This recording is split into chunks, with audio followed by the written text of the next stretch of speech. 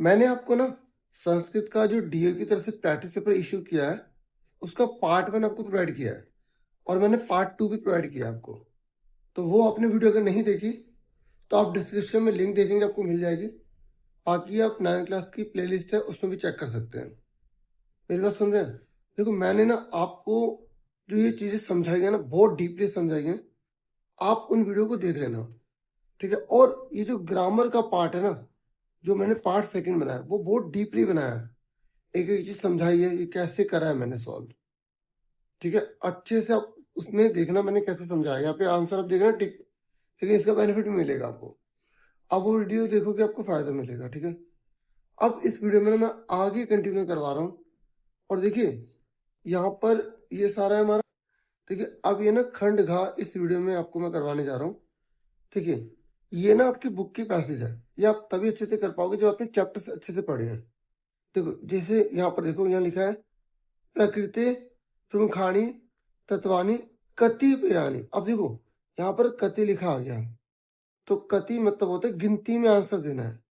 पर अगर आप नॉर्मली यहाँ देखेंगे ना, इसका आप आंसर ढूंढे तो देखो यहाँ लिखा है प्रकृति प्रमुखाणी तत्वानी, मतलब जो प्रकृति है ना उसके प्रमुख तत्व कितने हैं। तो आप यहाँ पे ध्यान से देखो, आप जब इसे पूरा पढ़ेंगे कि जो प्रकृति है ना, यहाँ पे प्रकृति की रक्षा करने की बात की जा रही है और ये हमारे लिए कितनी महत्वपूर्ण उसकी बात की जा रही है। तो यहाँ पर तत्व की बात की जा रही है। तो ये देखो, पृथ्वी, जल, तेज, वायु, आकाश, चा अस्य प्रमुखानि तत्वानि लिखा है ना।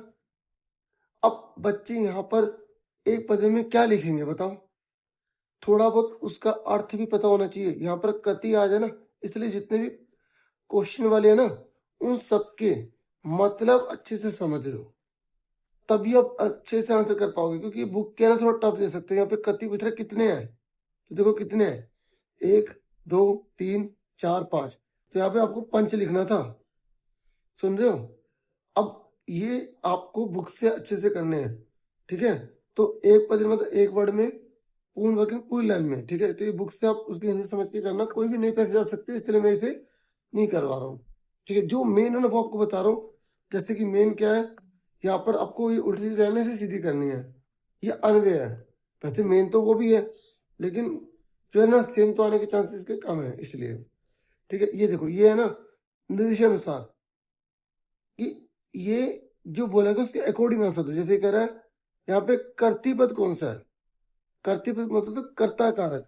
इस पूरी लाइन में कर्ता कारक कौन है, प्रकृति समेशाम प्राणिनाम संरक्षणाएं ये थे। तो यहाँ प्रकृति जो है ना मेन है, तो ये इसका आंसर प्रकृति आ जाएगा। यहाँ पे बोले विशेष्य बताओ, विशेष्य मतलब जिसकी विशेषता बताई जाती है। ये मैं इसलिए समझा रहा हूँ क्योंकि ये बहुत इंपॉर्टेंट है, ठीक है। अब यहाँ लिखा परिष्कृत प्रदूषण रहितम, तो चा पर्यावरणम, तो यहाँ पर विशेष्य पद क्या है, किसकी यहाँ पर विशेषता बताई जा रही है। तो यहाँ पे पर्यावरण की बताई जा रही है दोनों, ठीक है। तो यहाँ पर ये पर्यावरण क्या हो जाएगा, विशेष्य हो जाएगा। फिर यहाँ पर कह रहा है सर्वनाम बताइए, सर्वनाम जो संज्ञा के स्थान पर प्रयोग किए जाते हैं, इस पूरी लाइन में बताना है। तो यहाँ पे ईएम आ गया, ठीक है। इस तरीके से एक आपके यहाँ पर दोहे वाला क्वेश्चन आएगा। फिर वो ये एक पद एक वर्ड में आंसर, पूर्ण वाक्य पूरी लाइन में। और फिर जो निर्देशानुसार बोले हैं, जैसे यहाँ पर बोला है कि पक्षी शेष का पर्याय शब्द बताइए, तो यहाँ पर खग आ गया। क्या आ गया, खग। खग मतलब पक्षी होता है। एक कर्तृपद बताइए, तो यहाँ पर व्याज हार लिखा है, ठीक है। तो आप यहाँ पे ढूंढेंगे ये जो व्याज हार है किसके लिए यूज किया गया है, तो वनस्पति के लिए। तो उसके अनुसार आप आंसर लिखेंगे। यहाँ पे लिखा तीक्ष्ण तुंड खगोतम, यहाँ पर विशेषण बताइए। तो विशेषण मतलब जो खगोतम उसकी विशेषता क्या, तीक्ष्ण तुंड। तो इसका आंसर ये आ जाएगा। विशेषण मतलब जो विशेषता बताई जाती है। नॉर्मली क्या होता है कि जो विशेषण होते हैं वो शुरू वाले शब्द होते हैं। फिर देखो दो जनों के बीच बातचीत है, ऐसे में एक पैसेज आएगी, फिर आपको उसको पढ़कर जो है ना इसके आंसर्स देने हैं, ठीक है। वही एक पद में मतलब एक वर्ड में पूर्ण वाक्य पूर्ण लाइन में देना है। और ये निर्देशानुसार है, कह रहा है विशेष्य बताइए। तो यहाँ पे तपोदत्त की विशेषता बताई जा रही है, तो इसका आंसर ये आ गया। तो यहाँ पर क्रिया बतानी है, तो श्रुति हो गया। जो क्रिया मतलब कोई काम, ठीक है। मतलब जल की जो ध्वनि है उसको सुनने की बात की जा रही है, ठीक है। फिर यहाँ पे सर्वनाम बोल रहे हैं, तो यहाँ पर क्या आ जाएगा, मया। ठीक है, सर्वनाम क्या होते हैं, जो संज्ञा के स्थान पर प्रयोग होते हैं। ओके, फिर यहाँ पे आंसर के प्रश्न है। तो देखिए यहाँ पर प्रश्न निर्माण करना है, इससे पहले मैंने आपको ये बता दिया है इसके आंसर जो है। ठीक है, तो जो 16 है यहाँ पर आपसे पूछा गया एते पक्षिणा मनुष्येषु नोप गच्छन्ति। इसका मतलब पता है क्या है? इसका मतलब है कि ये पक्षी मनुष्य के पास नहीं आते, तो मनुष्य के पास। ठीक है, तो यहाँ पे मनुष्येषु का हो जाएगा केशु, सप्तमी विभक्ति के अकॉर्डिंग हम कर देंगे यहाँ पे। ठीक है, उसके बाद यह कह रहा है परोपकाराय सताम विभूता है, मतलब जो परोपकार का जो काम होता है ना, जैसे अच्छा काम, तो दूसरों के लाभ के लिए। तो यहाँ पर हम करें कस्मे सताम विभूत है, मतलब किसके, मतलब कौन सा काम जो है वो दूसरों के कल्याण के लिए है। ठीक है, तो यहाँ पर परोपकार की जगह क्या कर देंगे, कस्मे कर देंगे। ठीक है, ठीक है, ये दोबारा लिख देता हूँ, कस्मे। ये आपकी बुक में से है, आप उसमें सारे कर लेना जो आंसर के प्रश्न दे रखे हैं आपकी बुक में।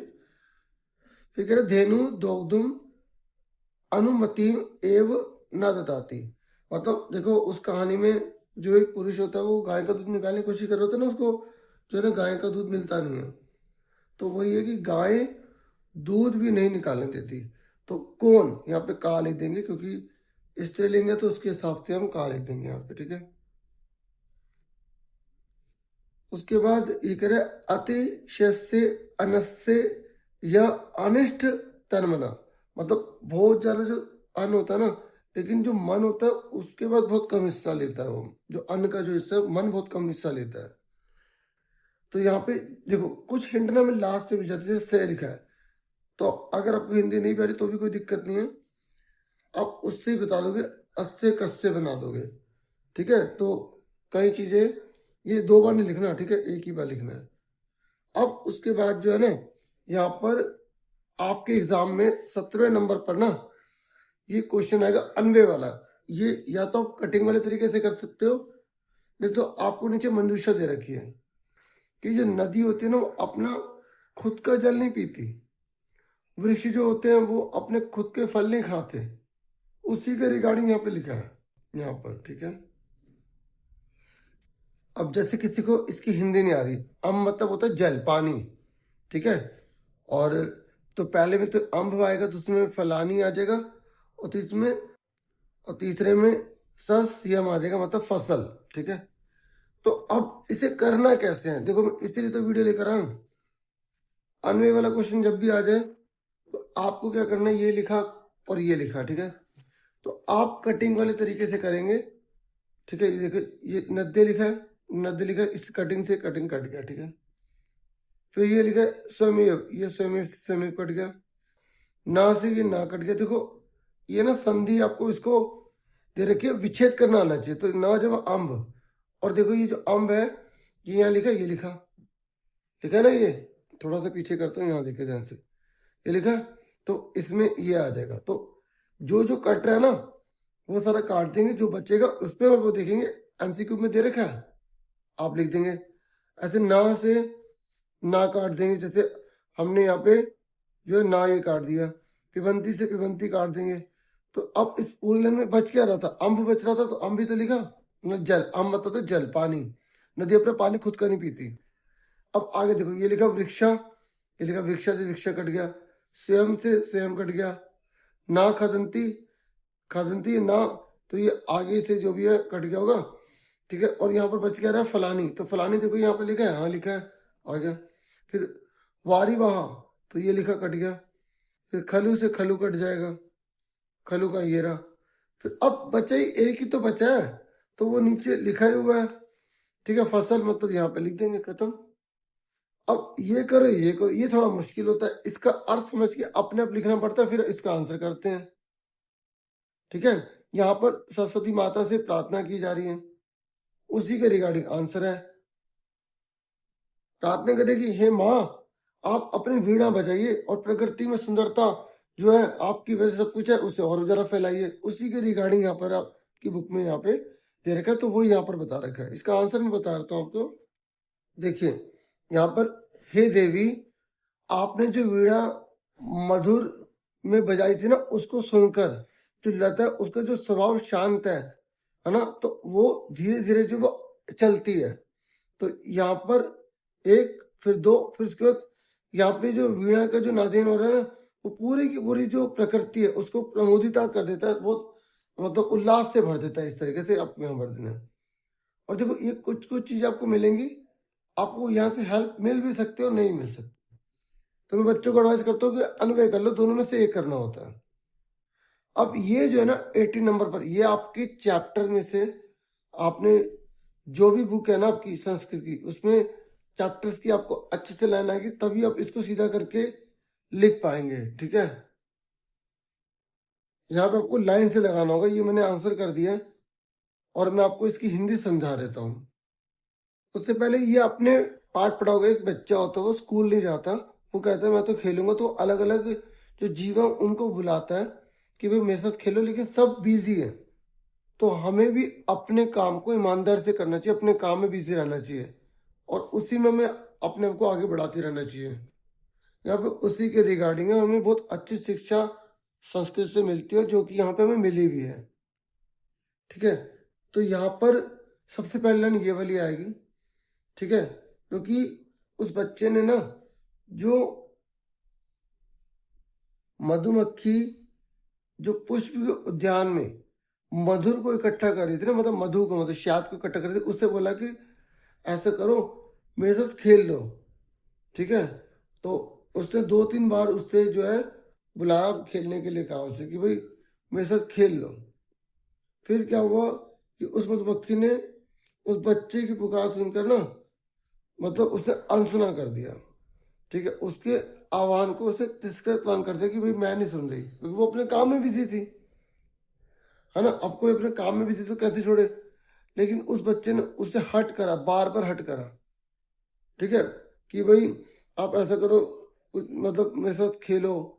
तो मधुमक्खी गाती रही और बच्चे के मन में लगातार गूंजती रही वो आवाज। ठीक है, और उसके बाद क्या हुआ, फिर यहाँ पर उस मधुमक्खी ने बोला कि हम तो शहद इकट्ठा करने में व्यस्त हैं, भाई हम कैसे खेल सकती हैं, हम तो शहद इकट्ठा कर रही हैं।